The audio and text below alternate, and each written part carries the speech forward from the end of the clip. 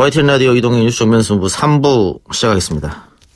국회 정상화 협상, 패스트트랙 원천 무효화 사과, 경제청문회 개최라는 자유한국당의 요구와 부딪히면서 결렬됐습니다만 한국당을 뺀 야당과는 국회 정상화의 공감대가 형성되고 있습니다. 6월 국회는 곧 열릴 분위기죠. 더불어민주당 수석 대변인 맡고 있는 홍익표 의원 연결해서 여당 입장 들어보겠습니다. 의원님. 네, 안녕하세요. 반갑습니다. 예. 방금 의원총회가 끝이 났죠? 네, 그렇습니다. 예, 어떤 이야기가 오고 갖고 결말은 어떻게 됐습니까? 네, 오후 한 3시 반부터 1시간 정도 의원총회가 열렸고요. 예. 아시는 것처럼 6월 국회는 법적으로 소집을 해야 됩니다. 예. 그렇기 때문에 지금 계속 4월, 5월, 6월 달 석 달 가까이 국회가 정상화되지 않았기 때문에 더 이상 자유한국당의 무리한 요구를 끌려다니면서 국회 개원이 안 늦어져서 안 된다는 입장에 공감대를 했고요. 예. 그래서 이번 주에 국회를 소집하고 관련돼서 원내대표단에게 모든 협상의 권한을 위임한다 이런 내용이었습니다. 예.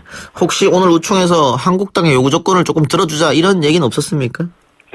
합리적인 요구에 대해서는 언제든지 들어줄 용의가 있습니다만, 예. 지금 무리하게 얘기하는 몇 가지에 대해서는 저희가 도저히 받을 수 없습니다. 예를 들면, 패스트트랙을 무효화라든가, 예. 또는 경제청문회를 받아야 된다든지, 예. 먼저 해야 된다. 이 요구는 저희들로서 수용이 불가합니다.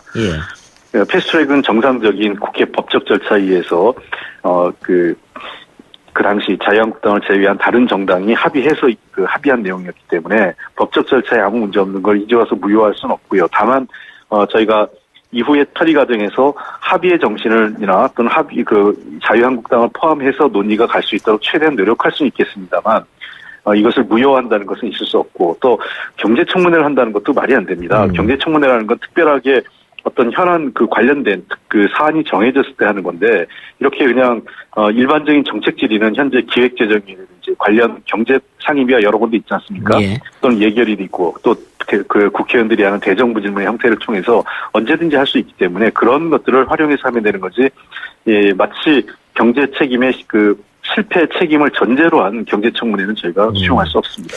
국회를 열어서 기재위에서 하는 건 얼마든지 할 수 있지만은 경제청문회를 단독으로 따로 여는 건 말이 안 된다 이 말씀 같고요. 그렇습니다. 이미 그런 관련 관련된 현안 질의는 예. 자유한국당이 계속 해왔었고요. 예. 국회가 문은 열려 있습니다. 도리어 본인들이 등원하지 않으면서 그런 얘기를 할 수 있는 자리가 없었던 거죠. 예.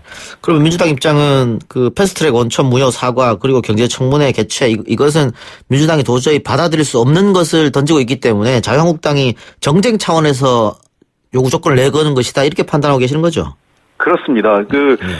처음부터 상대에게 받을 수 없는 조건을 내걸거나 그리고 어느 정도 한 사안이 타결이 되면 또 다른 사안을 제기하는 형태의 협상을 하는 것은 협상의 기본적 하려는 태도가 잘못됐다고 생각을 합니다. 예컨대 지금 패스트트랙과 관련된 사안을 정개특위나 사법개혁특위에서 논의하는 형태로 이후에 추후 일정을 논의하는 형태로 어느 정도 원칙적으로 합의가 이루어지고 나니까 갑자기 뜬금없이 선 경제청문회를 해야 된다라는 주장을 갖고 오는 것은 계속적인 추가적인 조건을 자꾸 내걸면서 사실상 협상을 지연하거나 타결을 가로막는, 그러니까 실질적인 협상의 의지가 없다고 저희들은 보고 있는 겁니다. 예. 그러니까 문재인 정부 경제 실정을 부각시키기 위한 정치적인 꼼수다 이렇게 보시는 것 같은데. 그렇습니다. 그런데 한국당을 빼고 국회를 소집하는 것이 과연 의미가 있느냐. 국회를 연다고 해서 법안 통과 하나 제대로 안 될 텐데 자유한국당을 자극하는 꼴만 되는 거 아니냐 이런 지적이 있습니다. 저는 국민들이 가만히 계시지 않을 거로 생각을 합니다. 예. 벌써 국민의 55% 이상이 국회 단독 소집이라도, 그러니까 자유한국당을 제외한 다른 정당이라도 국회 문을 열라고 하는 거고요. 그리고 이렇게 국회에서 논의를 하다 보면 저는 자연스럽게 자유한국당이 들어올 수 있는 여지도 있다고 생각을 합니다. 실제로 저희들이 개별적으로 만나는 자유한국당 의원들의 상당수 의원들은 사실 국회로 들어오고 싶어 하세요. 예. 그러니까 왜냐하면 본인들 지역구 가시면 많은 분들한테 바로 들으실 텐데 지역에 주민들께서 국회의원들 뭐 하고 있냐라는 비판의 소리가 매우 높을 거고 아마 길에 다니시면 굉장히 저 시선이 따가우실 거예요. 예. 그분들은 알고 있기 때문에 그런 입장을 지도부에 얘기하고 있지만 지금 당 지도부가 자신들의 정치적 이해관계나 명분 때문에 이것을 수용하지 않고 있기 때문에 당 내에서도 상당한 문제제기가 많은 것으로 이미 일부 의원들은 공개적으로 문제제기를 하고 있지 않습니까? 그래서 아마 자유한국당도 저는 국회가 열리면 적절한 명분을 찾고 들어오지 않을까 생각합니다. 여론을 통한 압박 작전이다 이렇게 봐도 되겠습니까? 뭐 압박이라고 하겠습니까? 그냥 이거는 당연히 들어와야 되는 너무나 당연한 거라도 그런 말씀 있지 않습니까? 국회를 여느냐 안 여느냐가 어떤 협상의 주요 내용이 되는 국회는 전 세계에 드물 겁니다. 예. 어떤 사안을 통과시킬 거냐 말 거냐, 합의할 거냐 말 거냐 어떤 구체적인 현안을 갖고는 논의할 수 있지만 국회 문을 여는 것 자체가 협상의 주요 의제가 된다는 것 자체가 굉장히 비정상적입니다. 예. 지금 민생 법안도 많이 산적해 있습니다만은 정부 입장에서는 당연히 국회를 열어서 추경을 빨리 좀 통과시켜 달라 이건데 네. 추경이 급하기 때문에 혹시 경제청문회는 아니더라도 다른 쪽으로 이름을 바꾸는다든가 이 정도는 혹시 받아들일 수 있습니까? 아니 예를 들면 기획재정이 상임위를요 매일 할 수도 있습니다. 자유한국당이 요청하면요. 예. 그리고 경제부총리 매일 나오게 할 수 있고요. 예. 또 관련 상임위 산업위 환경노동위원회 노동 문제 관련돼서요. 등등 소위 자유한국당이 관심이 있는 몇 개의 상임위가 있지 않습니까? 경제 문제 관련돼서 필요하면 매일 열면 됩니다. 매일 열어서 장관을 부르고 관련된 정책에 대해서 질의하면 그것이 청문회 이상의 효과입니다. 그러니까 이걸 굳이 청문회 방식이 아닌 다른 방식을 얘기하는데 국회에 다른 방식이 뭐가 있겠습니까?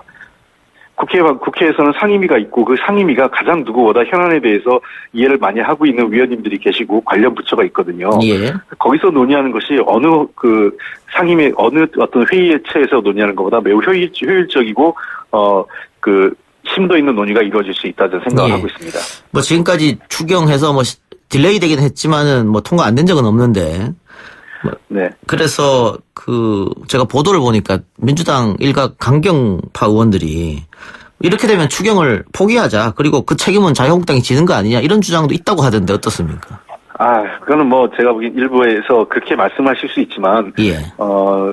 우리 정부와 여당은 국민에 대한 무한 책임을 지고 있는 겁니다. 예, 그러니까 우리가 화가 난다고 해서 그것을 그만둔다. 물론 최종적으로 야당이 반대해서 안 될 수 있지만 그건 최대한 노력을 했을 때 결과로서 그렇게 올 수 있겠지만 우리가 어떤 감정이나 어떤 정략적 목표로 우리가 포기한다는 것은 그런 국민에 대한 도리가 아니다 이렇게 보고 있고요. 저희들은 끝까지 노력을 할 겁니다. 왜냐하면 IMF나 OECD와 같은 국제경제기구가 글로벌 경제 위기나 또는 우리 경제 여러 가지 구조적 요인과 관련해서 적극적인 재정 확대 전략 그리고 추경의 필요성을 강조하고 있기 때문에 저희는 도리어 제가 야당 같으면 더 많은 추경을 해라. 이거 갖고 효과가 있겠느냐. 추경을 더 확대해야 되는 건 아니냐. 이런 요구를 하고 어떤 대안을 갖고 와서 논의하는 게 저는 정말 국민으로부터도 지지받고 우리 여당을 훨씬 더 곤란하게 만드는 야당 의원이라고 저는 생각합니다.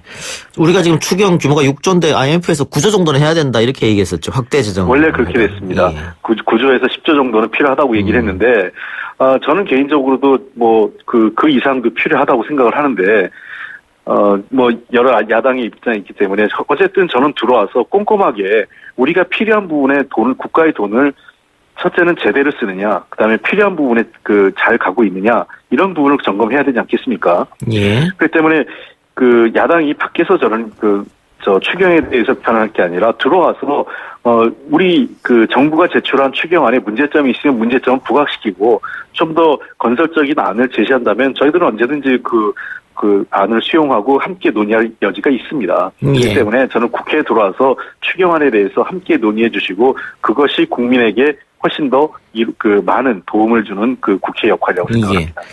지난번 자유한국당 황교안 대표가 청와대를 향해서 1:1 영수회담을 하자 제안했었고 청와대에서 그렇다면 5+1 회담을 한 이후에 1:1 회담을 하자 역제안했었는데 자유한국당이 거부했단 말이죠. 3+5를 하자 이렇게.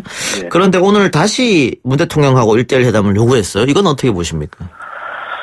저는 이렇게 생각합니다. 황교안 대표가 문재인 대통령과 1:1 회담을 요구할 수 있습니다. 그러나 그것을 국회 정상화의 전제 조건으로 얘기해서는 안 된다고 생각합니다.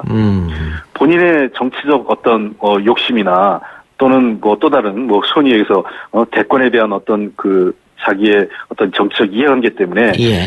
그 현직 대통령과 제1야당 대표의 영수회담, 1대1 회담을 요구하는 것은 뭐 저는 할 수는 있어요, 한편으로는. 예. 그러나 그것으로 인해서 국회 파행을 발목을 잡고 국회를 정상화시키지 않고 파행시키는 것은 그건 매우 부적절하고 생각합니다. 그래서 저는 국회는 조건 없이 정상화하라고 황교안 대표가 말씀을 하시고 나는 문재인 대통령과 1대1 회담을 하고 싶다라고 하면 저는 이미 문 대통령께서 제안한 바도 있기 때문에 그 조건 하에서는 언제든지 황교안 대표를 만나실 수 있다 저는 생각을 합니다. 예. 다른 현안도 여쭤보겠습니다.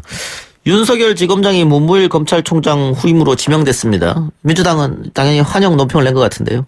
네, 그렇습니다. 제가 오전에 환영 논평을 냈고요. 잘 아시는 것처럼 윤석열 지금 검찰총장 후보자는 박근혜 정부 때 여러 가지 문제로 불이익을 받습니다.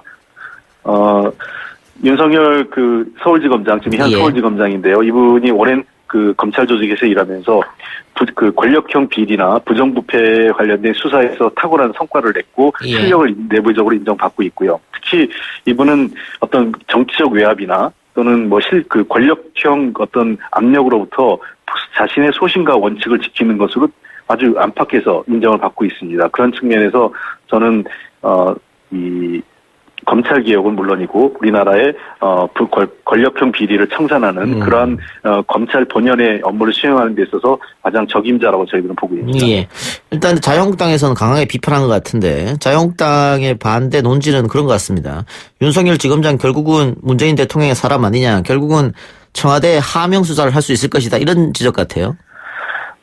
윤석열 후보자는 그런 얘기하고 있습니다. 나는 사람에게 충성하지 않는다고 합니다. 예. 그분의 소신이고요. 그리고 이 윤석열 후보자가 문재인 사람이라고 얘기하는 것은 정말 이 얼토당토하는 아무런 근거가 없습니다.